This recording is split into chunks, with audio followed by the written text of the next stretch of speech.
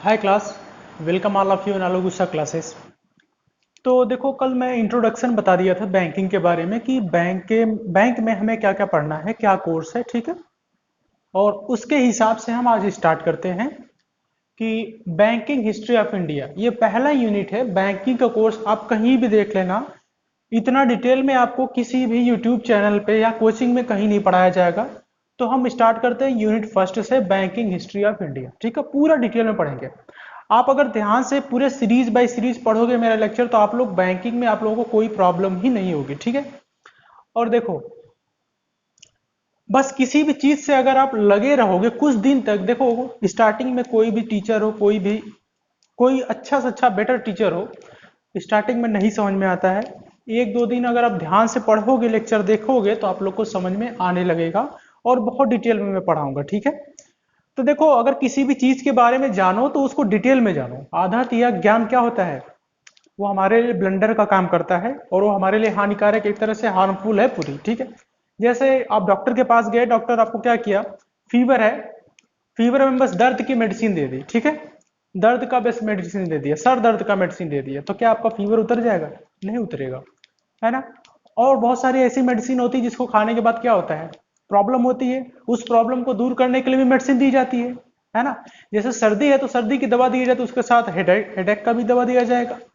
तो इसी तरह से मैं बोल रहा हूं कि न्यूट्रिशन एक प्रॉपर लोगे, उसी तरह से स्टडी भी होती है कि प्रॉपर न्यूट्रिशन लोगे, प्रॉपर डिटेल में पढ़ोगे, तभी आपका वो फायदा करेगा, ठीक है।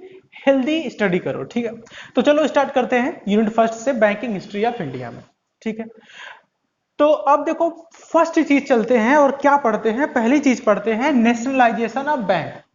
अपने इंडिया में देखो, पहले जो भी बैंक जिस तरह से थे, कभी कोई मतलब एक दुकान टाइप का बना लिया, वहां पे बैंक जैसा सिस्टम बना लिया कि उधारी कुछ पैसा जमा करो, फिर उसका ब्याज देगा नहीं देगा। वो तो कोई साहूकार है, बड़ा आदमी है, उसके ऊपर डिपेंड करता था कि आपको ब्याज देगा कि नहीं देगा। कहीं आपने जमा कर दिया, पता नहीं दिया नहीं दिया, कहीं से आप लोन ले लिए तो उसको हाइयर प्राइस पे इंटरेस्ट लगा के आपको लोन दिया, वो है ना। तो बहुत सारी प्रॉब्लम थी अपने इंडिया में, जब इंडिया आजाद हुआ, फ्रीडम हुआ इंडिया का, उससे पहले भी बहुत सारे प्रॉब्लम थे।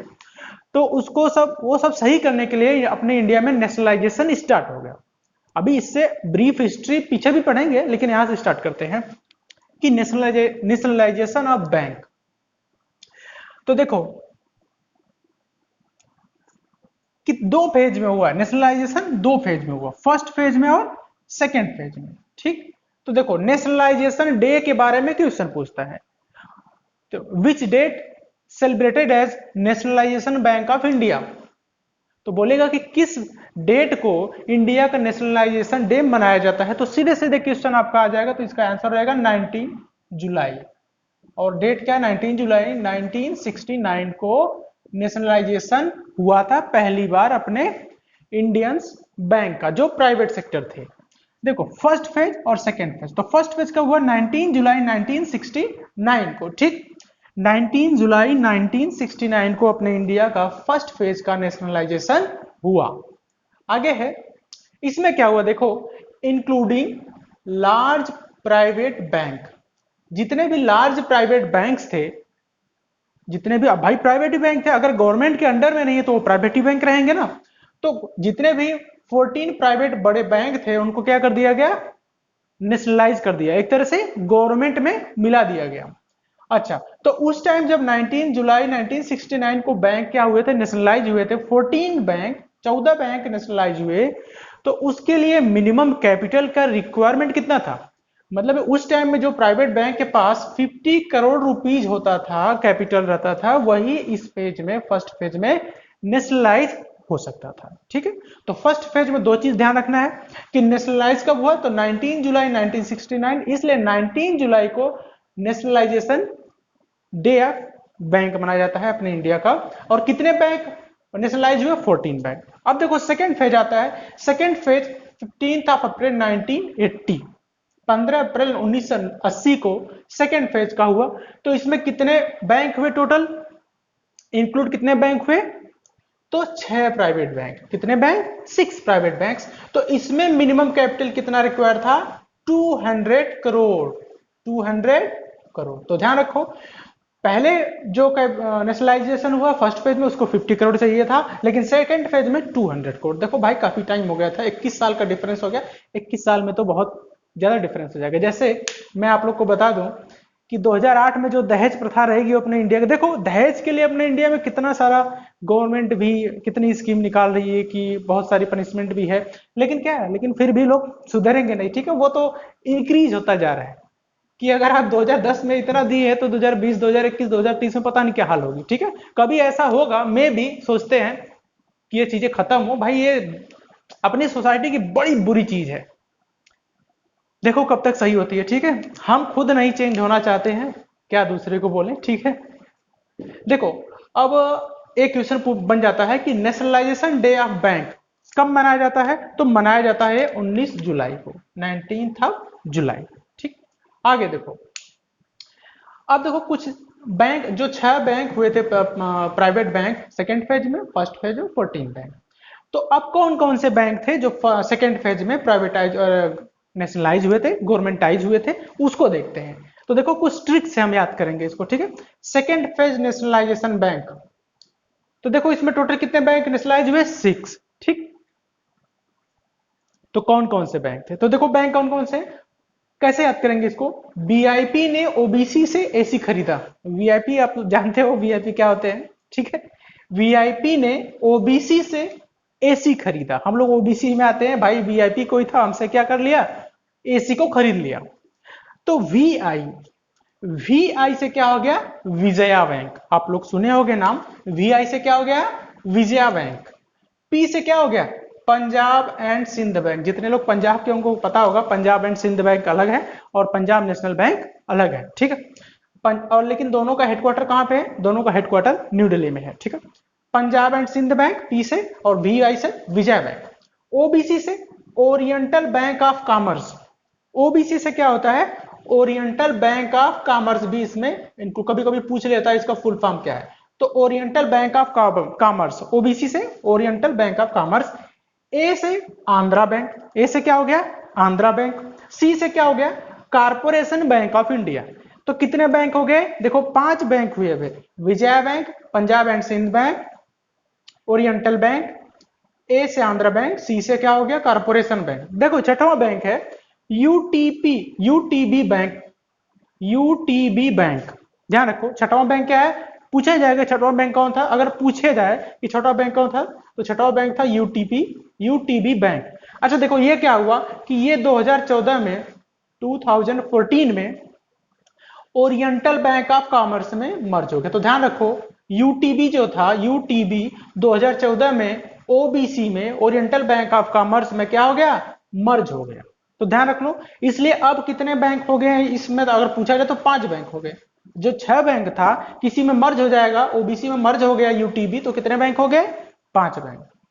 वैसे पूछे जाएगा कि कितने बैंक सेकेंड फेज में मर्ज मतलब नेशनलाइज हुए थे, तो कितने बैंक हुए थे, 6। लेकिन अब पूछा जाएगा तो कितने बैंक हो गए हैं इस टाइम 2014 के बाद, 5 बैंक, ठीक है। तो अब बोलेगा कि नेशनलाइजेशन कितने बैंक का हुआ था, तो 5 + 14, तो कितने बैंक हो जाएंगे इस टाइम, 19 बैंक, ठीक है। अभी बहुत भी है, बहुत आगे अभी बाकी है।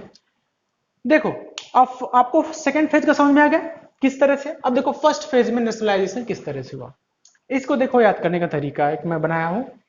ए बी बी, ए एक बार, बी दूसरे नंबर, तो B B C C, A B B C C, ठीक है। तो इसको देखो किस तरह से याद करेंगे। ए से इलाहाबाद बैंक। अच्छा आपको पूछा जाए कि इलाहाबाद बैंक का हेडक्वार्टर कहाँ है, तो बहुत लोग कंफ्यूज हो जाएंगे, सोचेंगे इलाहाबाद में ना हो। इलाहाबाद में नहीं है, कहाँ है, कोलकाता में। अच्छा ठीक है, आप लोग देखो जरा, कोलकाता में कहीं और है। बी से bank of Baroda, bank of Baroda, इसका हेडक्वार्टर भी बड़ौदा है, ठीक है, बड़ौदा, वडोदरा भी बोलते हैं, बड़ौदा भी बोलते हैं। बी से बैंक ऑफ इंडिया, एक बी से तो आपका बैंक ऑफ बड़ौदा हो गया, एक बी से क्या हो गया आपका, बैंक ऑफ इंडिया हो गया। सी से आपका केनरा बैंक, सी से केनरा बैंक, और सी से एक और सी है, सी से एक केनरा बैंक, एक सी से क्या हो गया, सेंट्रल बैंक ऑफ इंडिया। ध्यान रखो सेंट्रल बैंक ऑफ इंडिया। अब देखो DI2, एक तो आपका कितने बैंक हो गए, 1 2 3 4 और 5, 9 बैंक और बाकी हैं। तो देखो एक एक चीज मैं बता दिया यहाँ पे, DI2 एक तो ABBCC हुआ जो फर्स्ट पेज में हुआ, Allahabad bank, bank of Baroda, bank of India, Canara bank, central bank of India.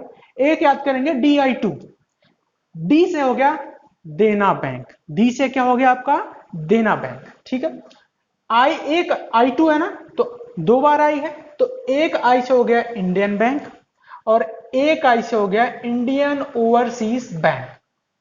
एक आई से इंडियन बैंक, एक आई से क्या हो गया इंडियन ओवरसीज बैंक। तो देखो अभी आपके कितने बैंक बाकी हैं फर्स्ट पेज में, ये कितने हो गए 5, ये हो गए 3, ये हो गए 8, अभी 6 बैंक बाकी है। तो चलो ठीक है, आप लोग पहले इसको नोट कर लो, वो 6 बैंक हम लोग एक बार देख लेते हैं कि किस तरह से, ठीक है। चलो आप लोग इसको नोट करते रहिए, आप लोग को कैसे समझ में आ रहा है कि नहीं आ रहा, आप लोग जरूर कमेंट करिए, तो उस हिसाब से और अच्छे से पढ़ाई हो, ठीक है। तो चलो आगे देखते हैं। दूसरा है PSU3M। तो ये नेशनलाइज, अभी देखो कितने बैंक हो गए 8 बैंक हो गए फर्स्ट में, और कितने 6 इसमें हो गए, 6 इसमें हो गए, तो अब आपका कितना हो गया टोटल 14 बैंक हो गया।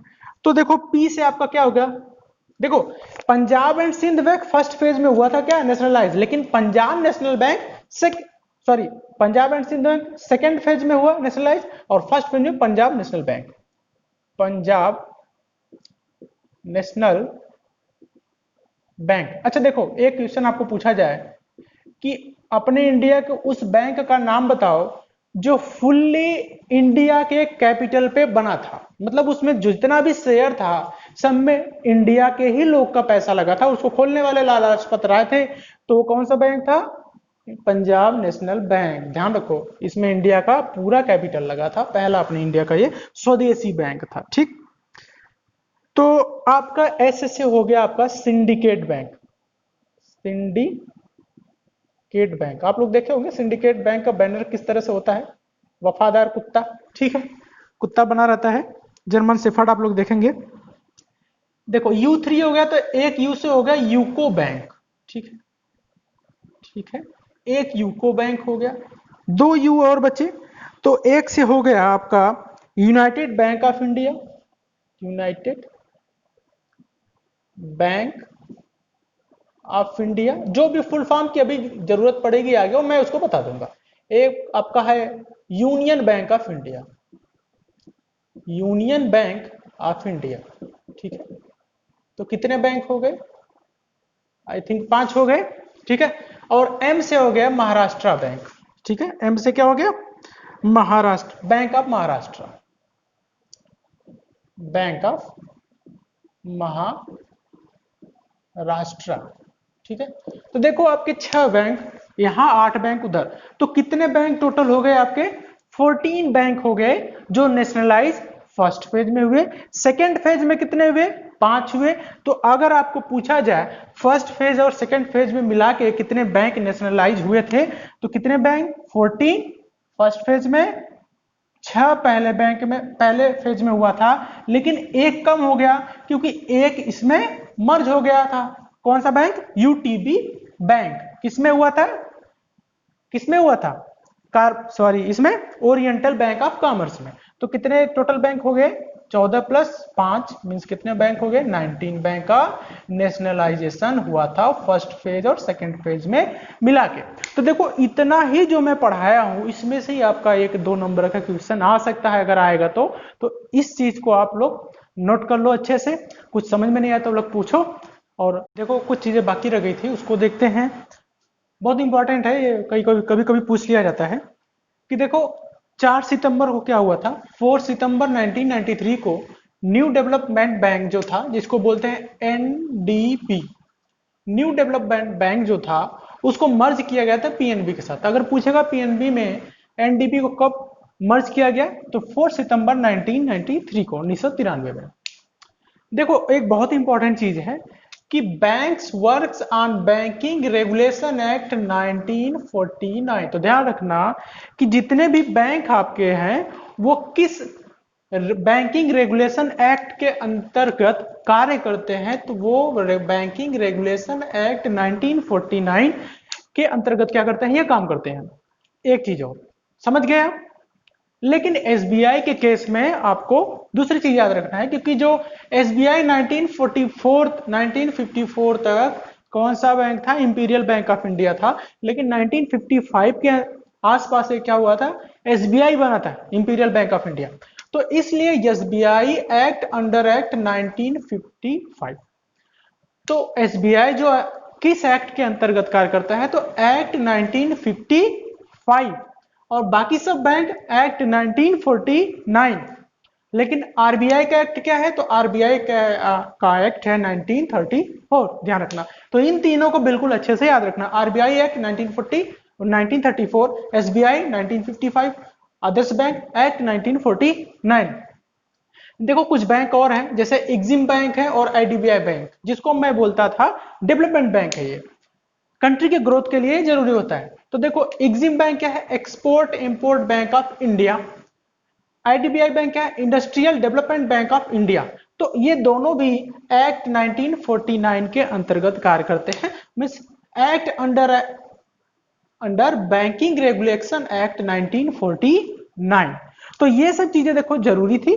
बाकी नेक्स्ट क्लास में आपको मैं नेक्स्ट बैंक से स्टार्ट करूंगा, और पूरी हिस्ट्री जो बैंक का है वो मैं कवर करूंगा, क्योंकि बैंक अपने इंडिया में किस तरह से आया था। ठीक है, आज के लिए इतना ही। Thank you class.